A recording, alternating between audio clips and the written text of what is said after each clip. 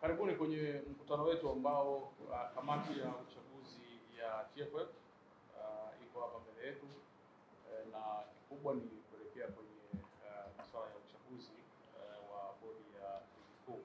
Kwa hiyo tunaye hapa makamu mwenyekiti wa kamati hiyo ya uchaguzi, wakili Benjamin Karume, ambaye atatupitisha sasa kwenye swala hilo la uchaguzi. Lakini pia ameambatana na mmoja wa wajumbe kwenye kamati, Mr. Zayumba, lakini pia mwakilishi wa bodi ya ligi Karim Mwimanda naye yuko hapa. Mwenyekiti, karibu.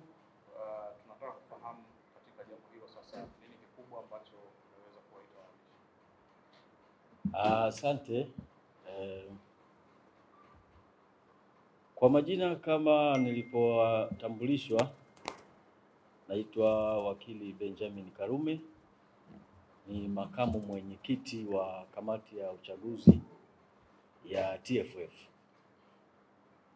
Ndugu waandishi, tumewaita kuwapa taarifa kwa niaba ya kamati ya uchaguzi ya TFF, na kwa mujibu wa kanuni ya 10 ya kanuni ndogo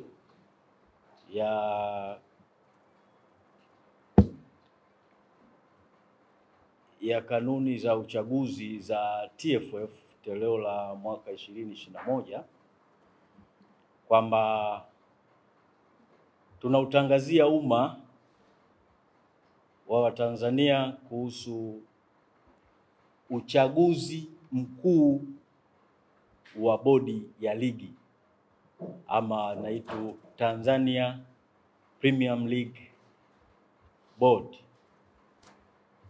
Hivyo kwa mujibu wa kanuni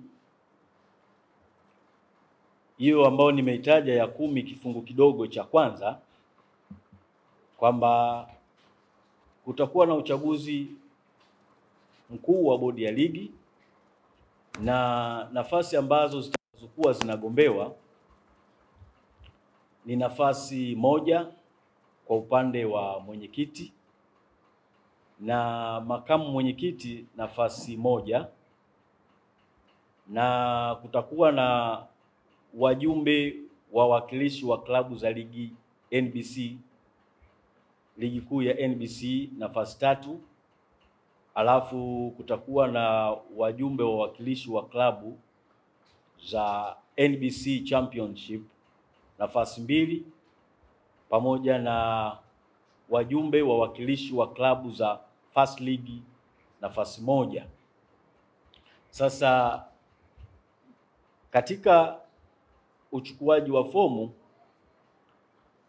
kuna gharama ambazo zimeainishwa kwa mujibu wa kanuni.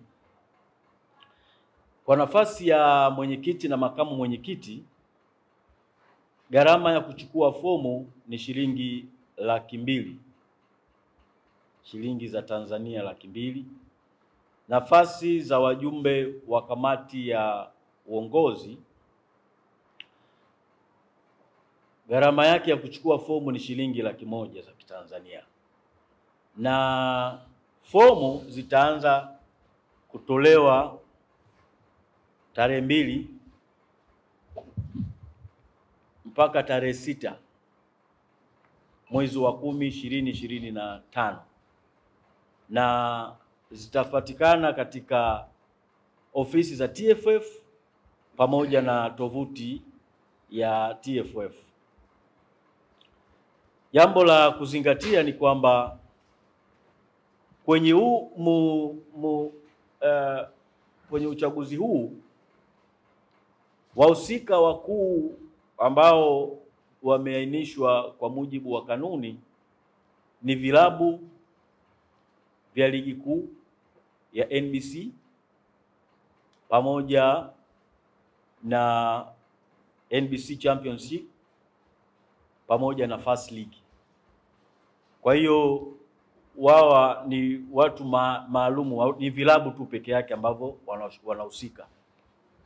Sasa mpaka kuja kufikia uchaguzi kuna matukio ambayo yameainishwa kwenye kalenda ya uchaguzi.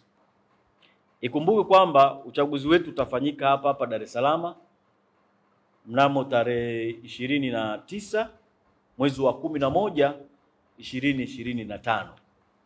Kwa hiyo kwa mujibu wa kalenda ya matukio ya uchaguzi, tunaanza na zoezi la uchukuaji wa fomu. Uchukuaji wa fomu, tunaanza kuchukua fomu kuanzia tarehe 2 ya mwezi wa 10 mpaka tarehe 6, na mwisho wa kuchukua na kurudisha fomu itakuwa ni mwisho tarehe 6 saa 10 jioni. Ndio muda ambao wa kurudisha fomu, na kamati itaweza kukaa kwa mchujo wa awali kuanzia tarehe 7 mpaka tarehe 9, na kuna kipindi cha kupokea pia mapingamizi ambacho kipindi hicho ni kati ya tarehe 12 mpaka 14 endapo yatakuwa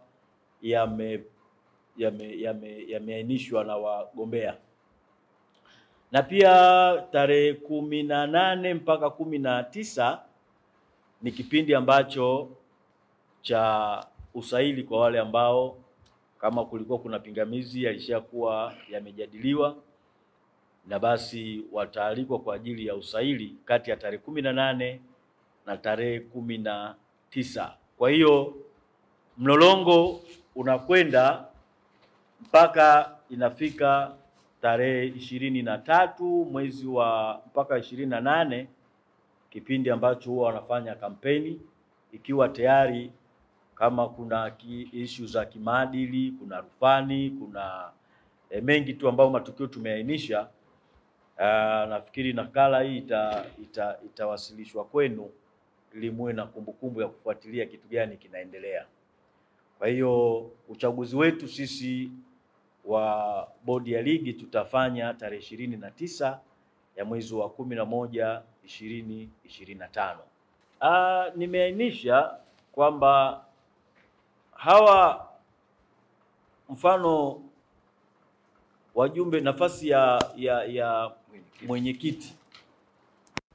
mwenyekiti huwa wanatokea kwenye vilabu vya ligi kuu kwa mujibu wa kanuni, na vile vilabu viko 16 vya ligi kuu NBC.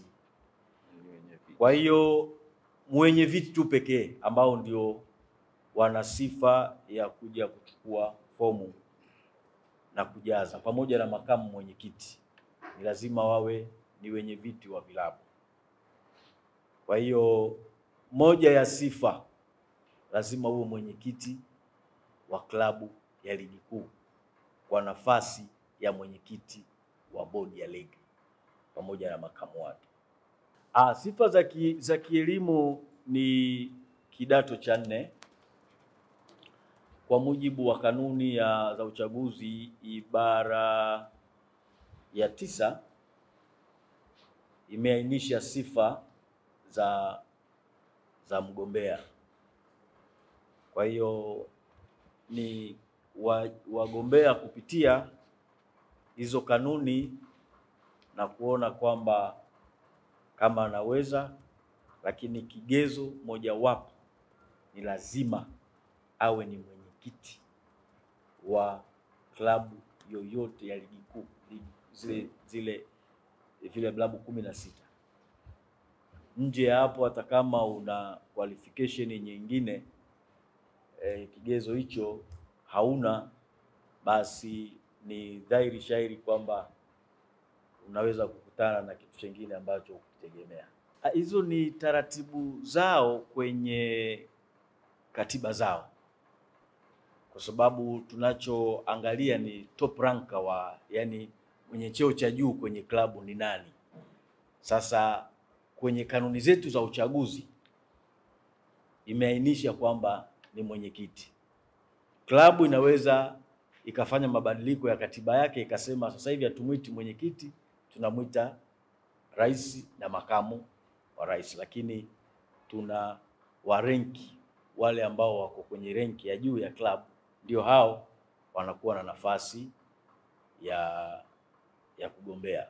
Alafu jengine ambalo ninaona pia ni la msingi pia kuainisha, utahitajika pia upate endorsement kutoka kwenye klabu yako. Endorsement hii ya huku ni tofauti kidogo, sio ile endorsement ya 5 endorsement, hapana.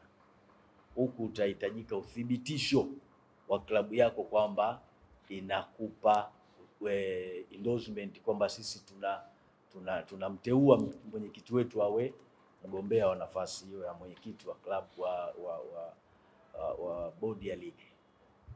Kwa hiyo ni tofauti kidogo na ile ambayo tulifanya kipindi cha wakati tunafanya uchaguzi wa TFF.